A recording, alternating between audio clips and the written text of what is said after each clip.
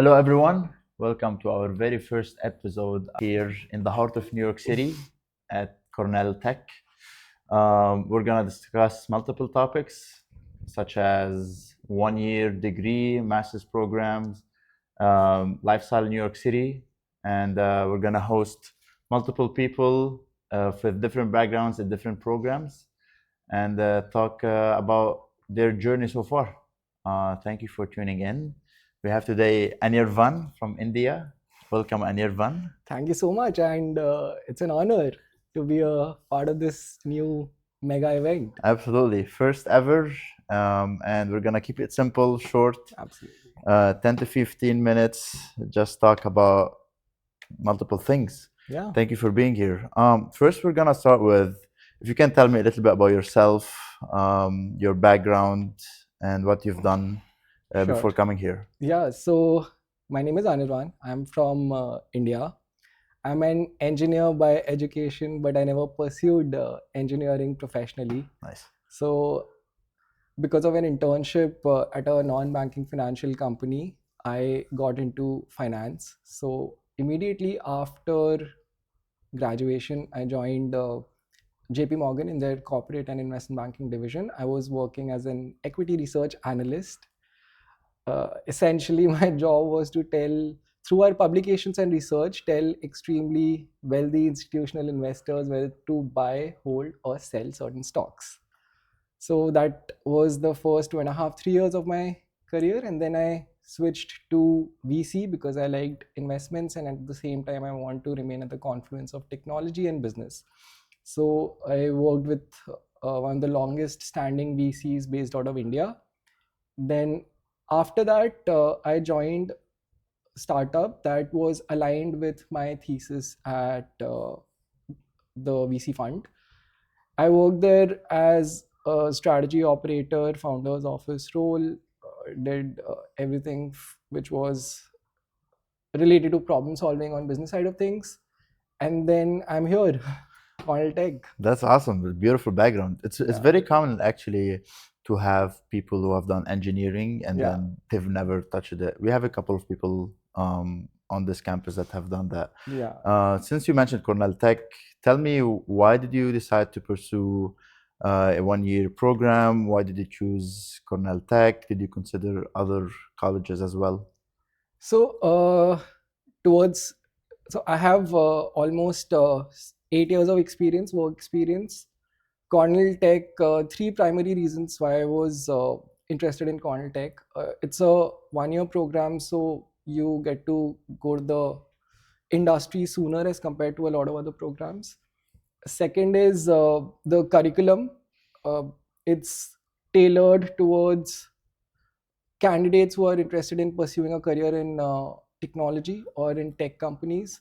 For me, I wanted to remain in the business side of things within a tech company. So Cornell Tech became a natural fit for me.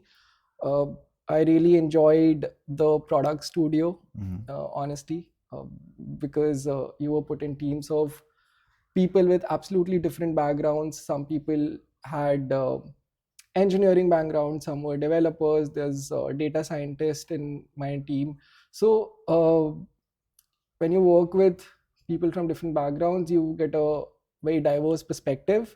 So it was a really good experience for me overall. The third aspect is the New York City, of course. I had been to New York once, long time back, and I really loved it. So wanted to get back here. That's awesome. Just finding opportunities. So yeah. I see. You mentioned some important points about what makes Cornell Tech special. Before we jump into that, did you consider any colleges other than this one? Yeah. So when I had 4 and 5 years of experience, I did apply to the conventional 2-year programs. It did not honestly convert. So when I started looking at MBA programs again, I was only focusing on 1-year programs, and Cornell Tech stood out for me.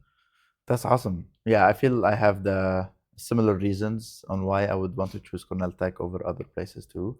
But what would you like the most out of this campus? Is it the programs, the teachers, the network you have, the community, or New York City? I think I've nailed down on all the right aspects. I think it's a mix of everything. Mhm. Starting from the academic curriculum, which I feel is reasonably intense, to the faculty, to the community, and the things you can do just by being in New York. You can explore a lot of cafes, you can go to a lot of events, attend seminars, go for a run in the morning Mhm. in the city. So you can do so much. So How that's how was amazing. the move from India to the US in general and New York City? You know, because I moved from Minnesota and I've been in the States for 6 years, and it was Yeah. a big move for me as well, on different multiple aspects. But how was it for you? Did you adapt yet, or do you feel you still need some time? Well, I think I have gotten used to it. It's the life here is really fast paced. Hmm. Also, the city never sleeps. So, culturally, yes, there are lots of differences. I don't think you can ever fully get acclimatized to the city. See, I'm surviving the extreme cold right now. I have never experienced so much cold. You need to go to hill stations in India to experience -10, but here it's a normal, regular day now. So I think it's an ever evolving process. You Hmm. are always getting acclimatized to a new city, new place, new people, and new culture. I think I've gotten into the groove. I'm almost there. I'm probably 80-85% there. I see. There's still so much more that I can do to get used to the overall vibe of the city. But yeah, it's a continuous process. Talking about the city and the events that happens in the Hmm. city as well, have you attended any, if you can talk a little bit about the event or networking events that happens in the Yeah. city, um, and if you've ever attended of, and what do you think of these? Do you think these were helpful? And when we moved here in the summer, there Yeah. was a lot of them Yeah. happening. So I have attended events. It really depends on what your interests are.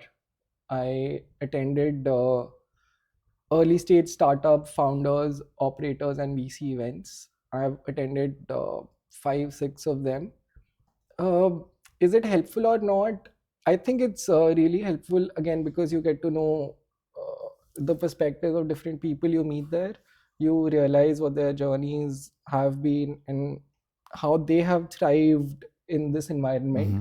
So of course there are lots of learnings, they remain with you. You try to imbibe the positives into yourself and build on it. So overall it's been great. There are different events. If you are into um let's say theater or music, you will attend absolutely different events. Mm. um, for me there have been a lot of events on campus also that I've really enjoyed. There were amazing speakers who've come over, there are marquee VCs who've come over.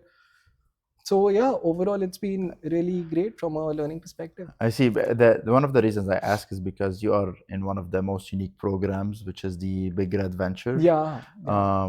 Can you talk a little bit about this? And how do you think, does this apply to when you go? Do you have that in mind when if you can first say, like, mention what that is, and then help us understand if this, what you look for when you go for a networking event, to take this program with you to either invest or learn more about what's out there.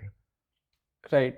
So, Big Red Ventures is a student run VC fund, which is based out of Cornell University. It's Cornell's evergreen fund, which means we reinvest whatever capital we get through exits.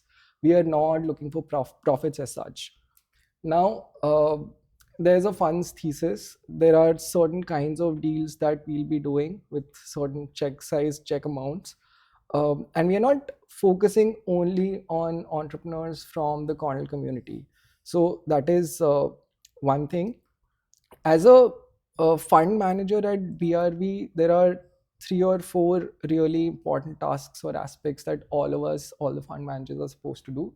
One is source deals, meaning find investment opportunities that align with the fund's thesis. So if I'm interested in new age disruptive tech, I look for those kind of founders at an early stage. The second aspect is growing the investor network of BRB. There could be there are multiple investor partners, but we are always looking to have more so that we can co-invest in any round or any deal. So BRB is also really um, looking for co-investors in any round, and they would prefer to have a lead investor or a bigger VC that has completed or thrived doing due diligence, build conviction on a company. So it's imperative for all of us to reach out to as many VCs as possible and grow those networking avenues. Then the third aspect, of course, is there are BAU parts. You need to have couple of conferences and panel discussions. So all of us contribute in different capacities through the 2 semesters. So yes, this is what a fund manager does at BRB. Now, there was another part to your question, what I represent, how I represent BRB when I go to an event. So I usually wear a name tag. It's got my name and I put myself as an investor. So that helps me connect with founders. And if I meet co-investors, I always try to learn what their investment thesis is, what kind of companies they are looking to invest in, what their check size is, how do they think about, let's say, a product market fit, what geographies are they are focusing on. A lot of VCs also provide strategic inputs to founders, helping them scale their businesses. So I also try to learn from VCs in what capacity they contribute to their portfolio companies. So it's a learning opportunity for me. I see. That's awesome, man. Thanks for sharing. Just to wrap things up, can you tell us what you're looking to do after you graduate, and we can close it from there? Yeah, so I'm leaning on the things that I've done in the past. There are 2 pathways I'm honestly exploring and looking at. Either I join a fund, a VC fund, or I join a startup as an operator and strategist, where you have to be very hands-on in executing ideas, running tests, showing early results, and double down on the right path. So yeah, those are the 2 aspects I would say I'm really lovely. Well, thank you for being on our first episode. Was it good? That was awesome. Thank you so much.